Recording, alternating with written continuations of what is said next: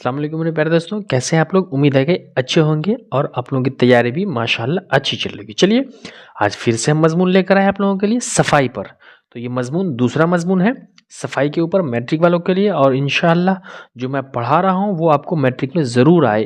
یہ میں وعدہ تو نہیں کر سکتا، لیکن ہاں امید ضرور لگا سکتا ہوں کہ آپ کو جو میں پڑھا رہا ہوں وہی آئے تو بہتر ہوگا، باقی آگے اللہ کی مرضی۔ چلیے پڑھنا شروع کرتے ہیں ہم۔ صفائی، دیکھیے صفائی ہماری انسانی زندگی میں بہت ضروری ہے۔ ایسے بھی آپ لوگوں کو پتہ ہوگا کہ بنا صفائی کے انسان میں جانور میں کوئی فرق نہیں رہتا ہے نا، کہا نا کہ صفائی سے انسان انسان ہے، ورنہ گندا پلیت تو حیوان ہے۔ تو صفائی کتنی ضروری چیز ہے، اس میں ہم صفائی کی اہمیت کو جانتے ہیں۔ دیکھیے انسانی زندگی کے مختلف شعبوں میں، یعنی انسان کی زندگی کے الگ الگ حصوں میں صفائی کی بنیادی اہمیت ہے۔ شروعاتی چیز صفائی رکھا گیا ہے، بنیادی۔ صفائی سے مراد انسانی زندگی کے گرد و پیش کے اندر اور اندرونی صفائی، یعنی صفائی سے مراد کیا ہے؟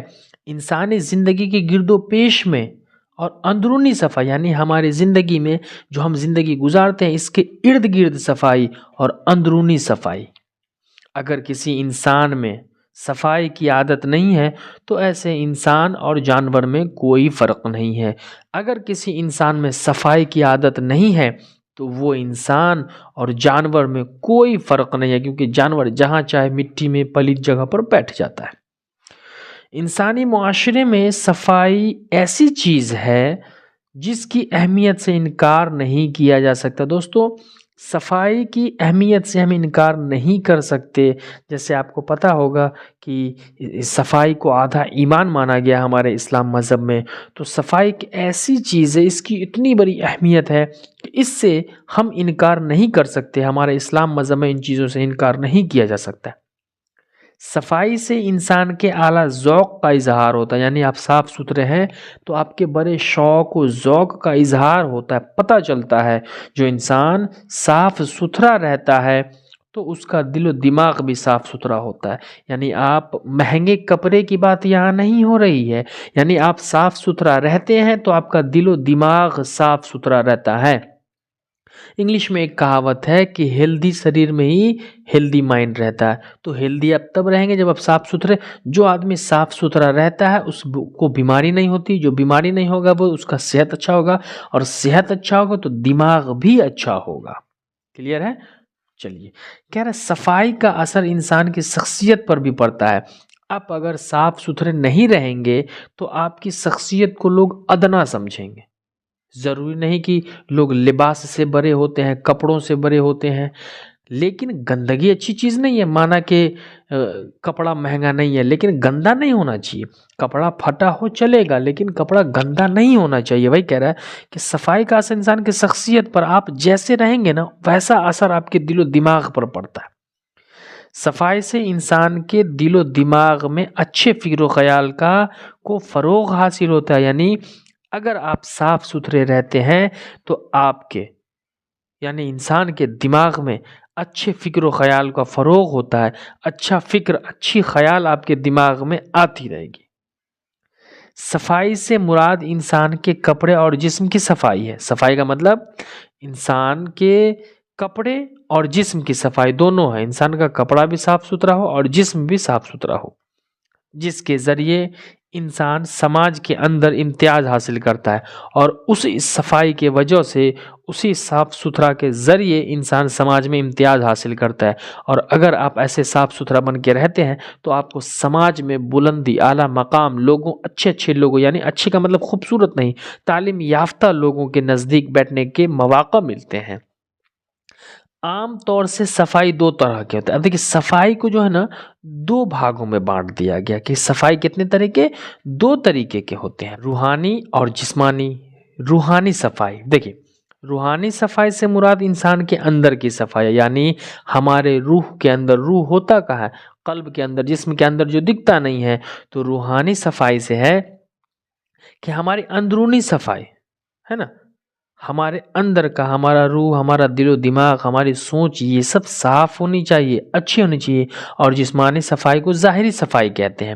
جسمانی صفائی کا مطلب ہو گیا ہمیں لباس اچھا پہننا چاہیے، ہمیں اپنے چہرے کو دھول گردوں سے بچانا چاہیے، ہمیں اپنے کیچڑوں میں ہمیں نہیں جانا چاہیے، ہمیں کوئی ایسی جگہوں پر نہیں بیٹھ جانا چاہیے جس سے ہمارے لباس میں کچھ گندگی لگ جائے، تو اس کو ہم جسمانی صفائی کہتے ہیں۔ اسی لیے ظاہری صفائی کے ساتھ اندرونی صفائی ہونی چاہیے، یعنی ظاہری صفائی تو ضروری ہے لیکن ساتھ ساتھ ہمارے اندر انٹرنل یعنی کہ اندرونی صفائی بھی ہونی چاہیے۔ مرزا غالب نے ایک شعر کہا ہے کہ عمر بھر یہی بھول کرتے رہے غالب، دھول چہرے پر تھا اور آئینہ صاف کرتا رہا۔ آج کے لوگ چہرے کو چمکا لیتے ہیں، ظاہری صفائی ایک سے ایک مہنگا کپڑا، صابن اور باڈی لوشن لگا کر کے نہا لیتے ہیں، لیکن اپنی روح کو صاف نہیں کر پاتے ہیں، وہ اپنی روح سے بالکل بے خبر انجان رہتے ہیں، غافل رہتے ہیں۔ اسی کو کہا گیا ہے مذہب اسلام میں صفائی پر بہت زیادہ زور دیا گیا۔ ہمارے اسلام مذہب میں صفائی کو ایک اہم مدعا مانا گیا ہے، ایک اہم چیز مانا گیا کہ صفائی سے انسان کی انسانیت کا پتہ چلتا ہے نا، آپ کو بلند جگہ ملتا ہے۔ یہاں تک کہ صفائی کو نصف ایمان کہا گیا ہے، صفائی کو آدھا ایمان کہا گیا کہ یعنی آپ صاف ستھرے ہیں تو یعنی آپ ایمان پر قابض ہیں، آدھا ایمان ہے آپ کو۔ اسلام میں صفائی کو طہارت کہا جاتا ہے، اسلام میں صفائی ہی آپ کی عبادت کا ایک ذریعہ ہے۔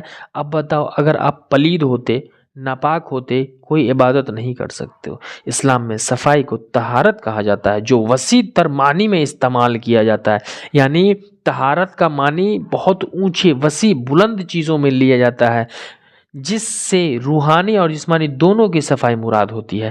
تو طہارت کے مطلب ہو گیا صفائی سے ہے، جس کا مطلب ہو جاتا ہے کہ انسان کی جسمانی اور روحانی دونوں صفائی، ظاہری اور باطنی دونوں صفائی۔ ہم اگر کپڑا بدلتے ہیں، نہاتے دھوتے ہیں تو اس سے ہماری ظاہری صفائی کا پتہ چلتا ہے، اور ہم اگر اپنے من کو صاف رکھتے ہیں، اپنے دل و دماغ میں اللہ کا فکر ڈالتے ہیں، کسی کے نفرت نہیں رکھتے دل میں، کسی کو ہم اینا کی نظر سے نہیں دیکھتے، کسی کو غلط الفاظ نہیں کہتے ہیں، کسی کے بارے میں اپنے ذہن میں غلط چیز سوچتے نہیں ہیں، کسی کے لیے ہم اپنے دل میں کوئی بری چیز نہیں رکھتے ہیں، تو یہ ہمارا انٹرنل ہو گیا، اسی کو ہم روحانی کہتے ہیں۔ تو صفائی انسان کے لیے زندگی میں فرض قرار دیا گیا ہے۔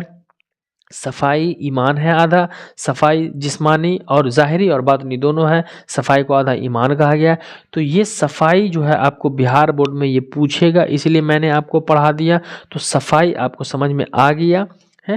کامنٹ میں آپ بتا دیں گے۔ نئے جتنے بچے ہیں وہ چینل کو سبسکرائب کر لیں گے، بیل آئیکن دبا لیں گے تاکہ ویڈیو اور بھی آنے والی ہماری ہوگی اس کا نوٹیفیکیشن آپ کو وقت پر مل جایا کرے گا۔